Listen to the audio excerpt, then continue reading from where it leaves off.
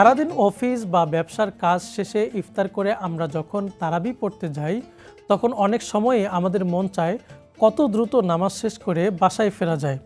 মসজিদে এসি এবং নরম কার্পেট থাকার পরও আমাদের ক্লান্তি যেন কাটে না। কিন্তু আপনি কি জানেন, মরুভূমির প্রখর রোদে সারাদিন হাড় ভাঙ্গা খাটুনির পর সাহাবায়ে কেরামের রমজানের রাতগুলো কেমন কাটত?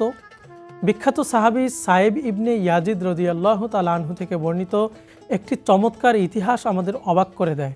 তিনি বলেন, ওমর ইবনুল খাত্তাব রাদিয়াল্লাহু তাআলা আনহুর যুগে সাহাবায়ে কেরাম রমজান মাসে 20 রাকাত তারাবি পড়তেন। তারা নামাজে শত শত আয়াত বিশিষ্ট দীর্ঘ সূরাগুলো তেলাওয়াত করতেন। এমনকি দীর্ঘক্ষণ দাঁড়িয়ে থাকার কারণে ক্লান্ত হয়ে তারা লাঠিতে ভর দিয়ে দাঁড়াতেন। একটু কল্পনা করে দেখুন তো দৃশ্যটি। কোনো আধুনিক সুবিধা নেই, সারাদিন রোজা রেখে শরীর ক্লান্ত, এরপরও রাতের বেলা তারা আল্লাহর সামনে দাঁড়িয়ে যেতেন। কোরআনের প্রেমে তারা এতটাই ডুবে যেতেন যে পা ব্যথা হয়ে গেলেও নামাজ ছাড়তেন না, বরং লাঠিতে ভর দিয়ে দাঁড়িয়ে থাকতেন। তাদের কাছে রমজানের রাত মানেই ছিল রবের সাথে একান্তে কথা বলার শ্রেষ্ঠ সময়। এই বর্ণনাটি আমাদের জন্য এক বিশাল অনুপ্রেরণা।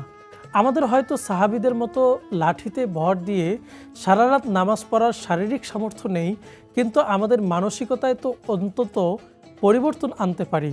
তারাবিকে একটি রুটিন বা বোঝা না ভেবে রবের সাথে কাটানো বিশেষ সময় হিসেবে গ্রহণ করতে পারি।